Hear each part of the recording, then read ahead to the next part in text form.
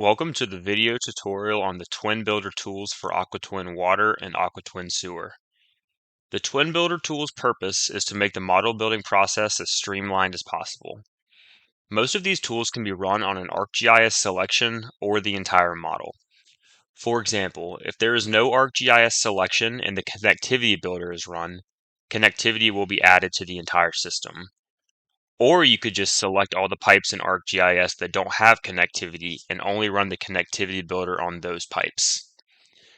The Twin Builder toolset can be found on the left-hand side of the screen in the Tools tab of the Data Explorer. We'll start with the Import Center. The Import Center is how to import user GIS data into the hydraulic model. This is covered in more detail in the Importing Data tutorial video. The next tool we will go over is the Connectivity Builder. If the user does not input a to or from field for a pipe, the Connectivity Builder can automatically build connectivity to the system. For example, if I select a pipe in the middle of the screen, you can see in the upper right-hand side there's no from or to node specified. If I select another pipe, you can see that this is already populated. If I open the Connectivity Builder, you see I have a few different options. I can overwrite the existing upstream-downstream node IDs, and I can also create new junctions at the end of pipes if there's not one present. What I'm going to do for this example is I'm going to run the Connectivity Builder on this selection of pipes. And then I will build the connectivity. Exit out of this. And now when I select one of these pipes, you'll notice that I have connectivity built in for this example now. The next tool we will discuss is the Demand or Inflow Builder. In AquaTwin Water, this tool is used to assign demands to junctions, while in AquaTwin Sewer, this can apply inflows at junctions. The tool operates the exact same way for both water and sewer. You can assign demand or inflows using meter data, parcel data, or land use data. This example is an AquaTwin Sewer, so the following example will have inflows being assigned. The inflow assignment is needed when using meter data. You'll see that there are a few different ways to assign inflow. The inflow data is needed for every way that you can assign inflows. The inflow field is the field that has the inflow in the meter, parcel, or land use feature class. The inflow category type is an additional field where you can specify the different types of inflows, for example, commercial or residential. This is useful if you want to apply different patterns to different inflows. The pipe ID field actually needs to be created in the meter feature class and left blank. For this example, since the allocation method is upstream junctions, the newly created field will be populated with each meter's associated junction.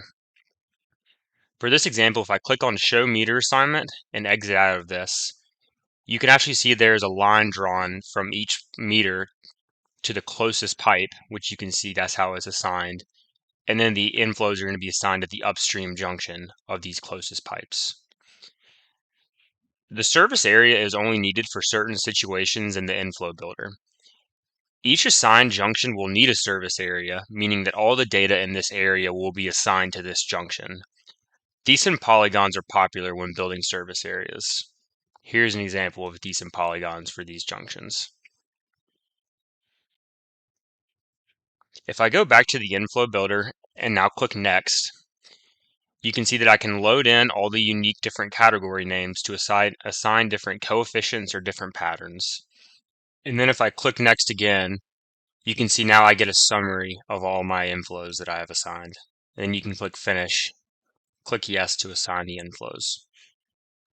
The next tool is specific to AquaTwin Sewer, and that is the RDII Builder.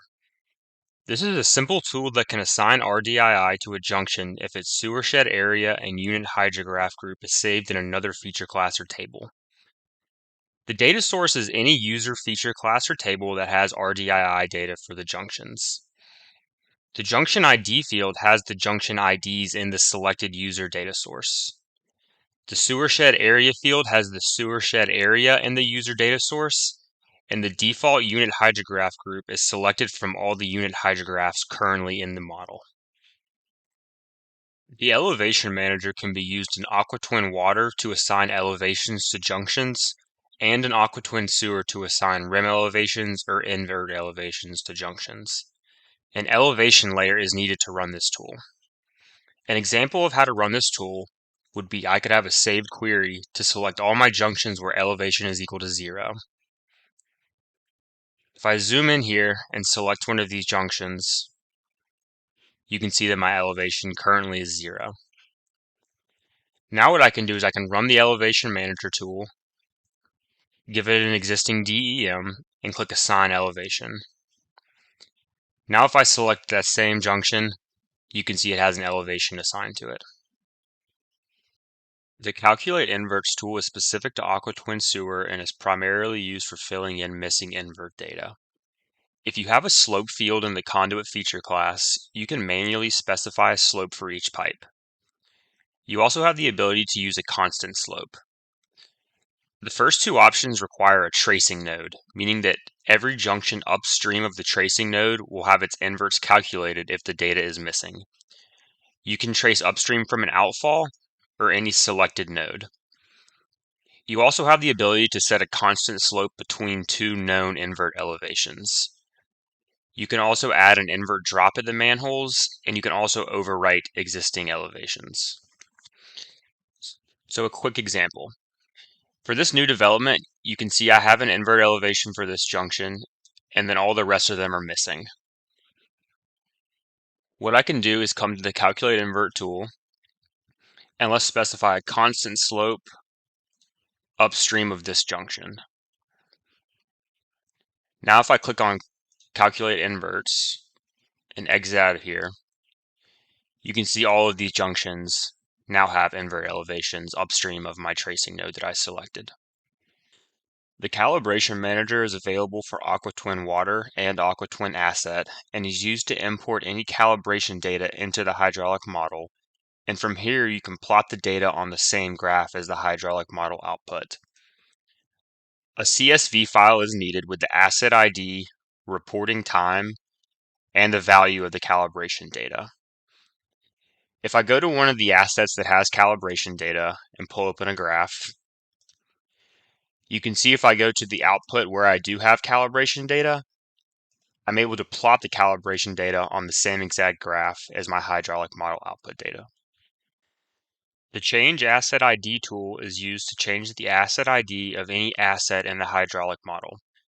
It can be run on the entire hydraulic model, but is mostly used on an ArcGIS selection. First, you make a selection in ArcGIS and then open up the Change Asset ID tool. Then you go to the asset type that you want to update. You clear what's already in here and click Load to load the selections, and then simply type in the new ID and hit Change IDs to update those asset IDs for the selected pipes. For individual assets, there are a few more tools located in the Asset Properties tab. If I select any node or link and come up to the drop-down menu next to Map Tools, I have a few different options. I can change the geometry of the link or the node by either moving the node or specifying new to and from geometry for a line. I have the ability to reverse the geometry of a line. I can also, for a line, convert this to other line assets in a water or sewer model. If I chose a junction, you can see I'm able to convert these to other point feature classes for water or sewer. I also have the ability to delete anything that I have selected in the Asset Properties pane.